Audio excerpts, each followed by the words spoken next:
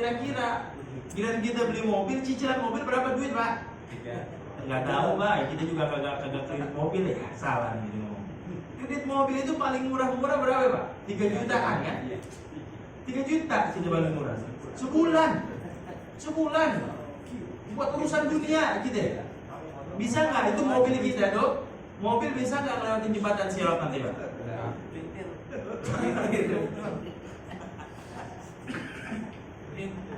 Gitu. Nabi Ibrahim alaihissalam makanya disebutnya kurban. Kurban itu pendekatan diri kita kepada Allah. Ya Allah ya Rabb, dengan harta ini ya Rabb, saya mendekatkan diri kepada ya Rabb. Dengan harta ini ya Rabb, hamba antarkan ya Rabb segala dosa-dosa kesalahan kesilapan hamba. Makanya kalau cari kambing yang gede, ini cari kambing ya Allah, ya kaki kecil, lehernya kecil, dagingnya sedikit, pasti sembelih darahnya nggak ada, ya kurang afdol. Jadi yang lebih afdol cari kambing yang bulunya itu lebat, ya. Cari yang kambingnya itu bulunya lebat, cari kambing yang tanduknya itu gede. Ini kambing tanduknya segini gini, gitu Pak. Ya.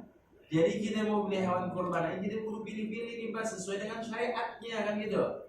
Ya. Kalau kita kambing boleh deh, misalkan mohon maaf tanduknya kecil boleh, tapi dia gede. Ketika yang syariat yang bagus itu, ketika disembelih kocoran darahnya itu bocor langsung. Itu yang paling bagus. Gitu Pak. Ya Allah ya Rabb, semata-mata aku sembelih daripada hawa nafsu keburukanku, maka aku sembelih di hadapanmu ya Rabb. Just. Kalau kita mampu potong sendiri, awas hati-hati. Ya udah saya aja Pak Ustadz yang motong. Pas mau dipotong nggak taunya tambang jadi potong. Ya, awas malah jadi haram. Saking nafsunya kita motong hawa nafsu. Kemarin kita ngaji nih, niatnya kita motong hawa nafsu. Hawa nafsu gue yang sering ngajak gue dengan kemaksiatan. Sekarang gue potong nih hawa nafsu. Pas dipotong sampai putus lehernya, haram. Itu. Saking nafsunya gitu Pak, saking nafsunya gue potong hawa nafsu gue nih, dipotong putus lehernya, haram. Sama lagi ditambah lagi potong hawa nafsu digodok, malah jadi haram, malah jadi penyiksaan kepada binatang. Seperti itu. Semua ada syariatnya, itu ya. Jelas kok ya. Alhamdulillah. Kalau itu ada yang itu menggambarin kalau Arafah itu kita kayak di padang Arafah nanti dikumpulin. Karena kan di haji itu kan lagi dikumpulin kan di padang Arafah itu. Ya, itu padang mahsyar namanya, perkumpulan ya. Padang mahsyar ya. Yang maksudnya. Jadi Arafah itu satu tempat.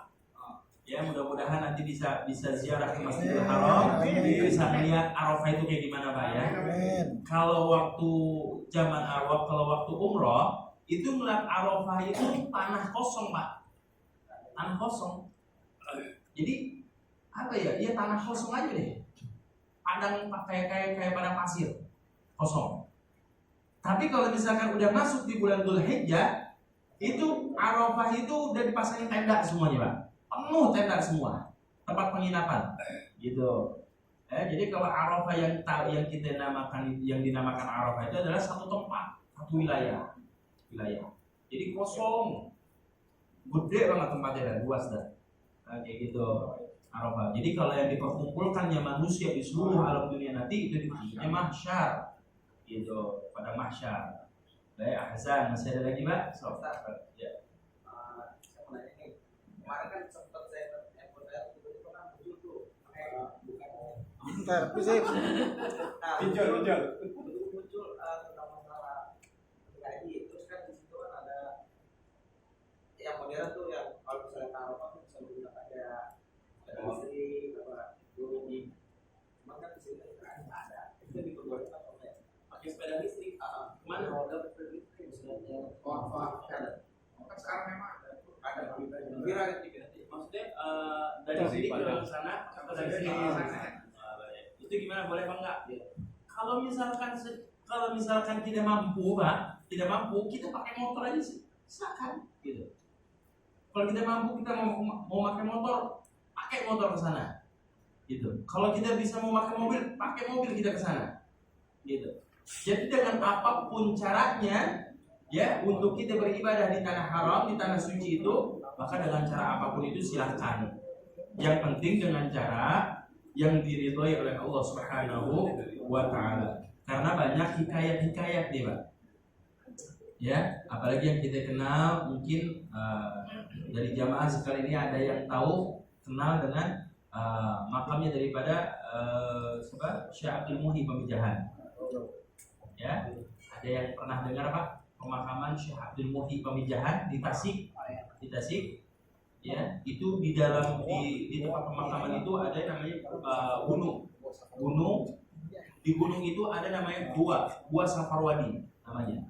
Nah di Gua Safarwadi itu hikayatnya dulu ya, Syekh Sunan Gunung Jati Cirebon dengan Syekh Abdul Muhyi Pamijahan itu beliau lomba untuk pergi ke Masjidil Haram. Gitu.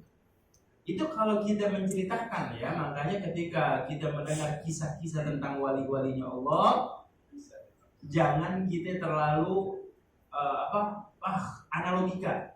Memang kagak masuk akal. Kalau pakai logika itu nggak masuk akal. Karena apa? Inna min awliya Allah, sesungguhnya para awliya-awliyanya Allah la khaufun alaihim wa la hum yahzanun. Di dalam hati itu nggak ada rasa ketakutan dan nggak ada rasa kesedihan dalam hati. Kekhawatiran itu nggak ada. Bersih hatinya. Ketika dia ingin mendekatkan diri kepada Allah untuk beribadah di Masjidil Haram, dengan sekejap Allah berikan kemampuan orang tersebut untuk pergi ke Masjidil Haram. Kayak gitu. Jadi Syekh Abdul Muhyi Pamijahan ini melalui mau berangkat ke Masjidil Haram lewat Gua Safarwadi, gitu. Sedangkan Syekh Sunan Gunung Jati Cirebon, ya, Syekh Sunan Gunung Jati Cirebon, kenapa? Syekh Syarif Hidayatullah, beliau ke Makkahnya itu melalui apa, Pak? Ada yang pernah tahu nggak? Itu pakai daun mangkok. Kisahnya itu. Pakai daun mangkok. Ini wali-walinya Allah. Sekarang pertanyaan kita, zaman sekarang ini ada yang ngaku-ngaku wali, betul nggak? Iya. Dengan bahasa-bahasa segala macam. Ingat, kita harus bisa membedakan mana aulia, wali min aulia illah, wali min aulia isyaiton. Kita harus paham. Gitu. Jadi jangan kita tertipu daya. Saya ubah nih kelas 05 ya.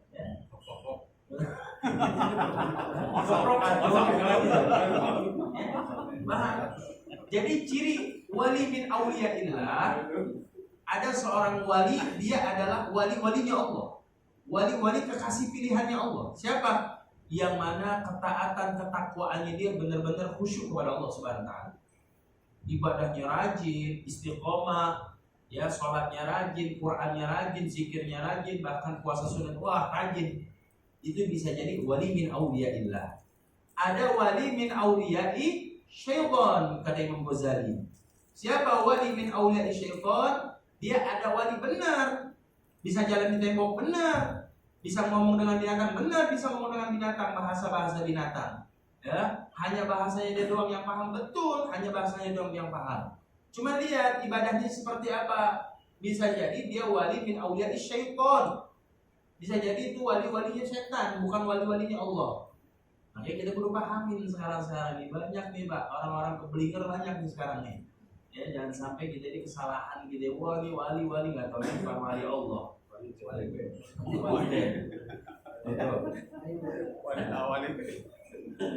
ya, bisa ada lagi Pak?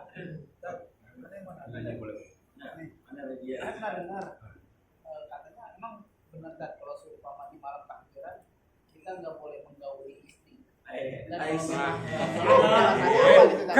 ada premis.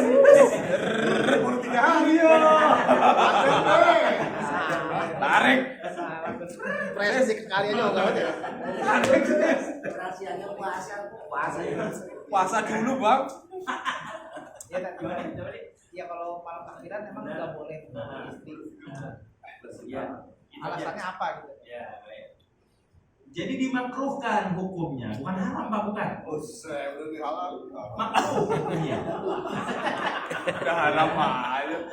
Makruh hukumnya kita menggauli istri kita di malam hari raya takbir, baik itu hari raya Idul Fitri ataupun hari raya Idul Adha. Karena di malam tersebut kita harus memperbanyak kita beribadah kepada Allah Subhanahu wa taala, bukan dengan nafsu.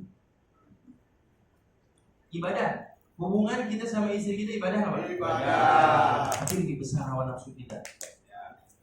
Maka lakukan di hari-hari terutama di malam. Iya. Kan buat itu gue tanyain. Iya. Siap. Gue tolongin.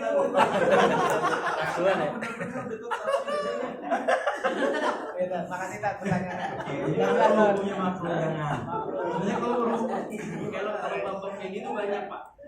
Dalam agama Islam ini kita semuanya itu diatur Pak. Dari pola tidur kita, bangun tidur kita, masuk kamar mandi sampai kita berhubungan dengan istri kita.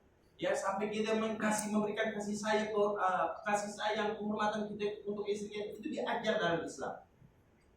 Ada waktu yang dimakruhkan, ada waktu yang diharamkan, ada tempat yang diharamkan juga, ada semuanya Pak. Islam.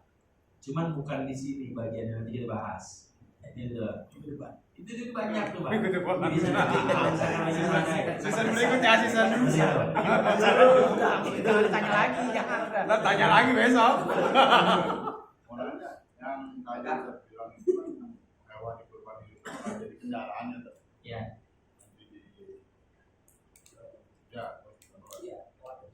Itu hewan yang dikurbankan pada bulan haji aja atau gimana tadi hewannya? Bulan lain boleh. Sebenarnya yang itu dongeng atau cerita orang tua kita dulu Pak ya. Ketika kita masih di sekolah, jadi kalau misalkan kita motong hewan kurban, maka nanti di Jembatan Sirat hewan kurban yang kita kurbankan itu menjadikan kendaraan. Sebenarnya bukan yang kita naikin kok kambing, bukan. Iya. Jadi bukan. Jadi yang disebutnya itu apa? Jadi pahala-pahala yang kita kurbankan nanti di hadapan Allah ini yang akan mengantarkan kita melewati jembatan Sirat. Lantas bagaimana kabarnya ketika kita ini mengorbankan hewan kurban tersebut tapi bukan di hari kurban, ya gitu? Apakah itu menjadikan satu pahala juga kita menjadikan penolong nanti di hadapan Allah? Jelas, pasti. Seperti apa? Akikah. Ya, seperti contohnya akikah nih Pak. Kita akikah menggugurkan perintah sunnah kita kepada Allah, ya perintah kita kepada Allah, kita gugurin. Maka hewan kurban yang kita kurbankan itu kelak juga nanti di hadapan Allah akan menjadikan saksi pahala di hadapan Allah Subhanahu wa taala. Tapi kalau khusus di hari kurban itu khusus berbeda gitu. Berbeda. Khusus beda. Khusus disebutnya lagi. Ya. Limosin. Gitu. Banyak 12 Limosin dari yang 5. Ya. Terus itu kurban. Masih ada lagi? Bisa sampai juga kan. Nanti kita bahas di sana aja. Ya. Selesai? Baik. Sebelum kita tutup majelis ini, mari bersama-sama kita baca Quran suratul Fatihah. Kita berdoa, kita minta mohon kepada Allah Subhanahu wa taala agar Allah berikan kepada kita itu taufik hidayah dan inayah, serta yang terpenting kita minta berharap pada Allah taala agar kita selalu diberikan kesehatan, sehat wal afiat, dan Allah hasilkan segala kemaksud dan keinginan kita, dan Allah mudahkan segala apa yang menjadikan satu hajat kita semuanya. Amin. Ya Allah ya Rabbal alamin. Al-Fatihah ila hadratin Nabi Mustafa Muhammadin sallallahu alaihi wa sahbihi wasallam. Al-Fatihah.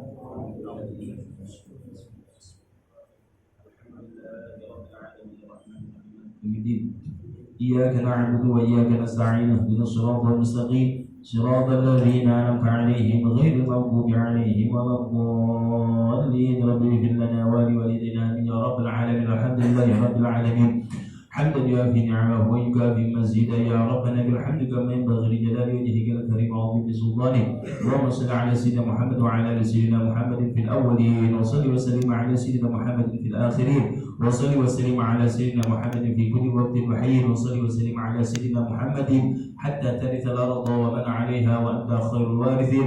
اللهم إنا نستحفظك ونستودعك عدياننا وأبداننا وأموالنا وأهلنا وكل شيء أعطيتنا. اللهم جملنا بالعافية، اللهم جملنا بالعافية، اللهم جملنا بالعافية والسلام، وحققنا بالتقوى والاستقامة، وعدنا من مجيبة الندامة في الحال والمال إنك السميع الدعاء. ربنا تقبل منا إنك أنت السميع العليم وتب علينا إنك أنت التواب الرحيم. صلى الله على سيدنا محمد النبي الأمي وعلى آله وصحبه وسلم، والحمد لله رب العالمين. Kurang lebih dari bagian alafu minkum. Wassalamualaikum warahmatullahi wabarakatuh. Waalaikumsalam warahmatullahi wabarakatuh.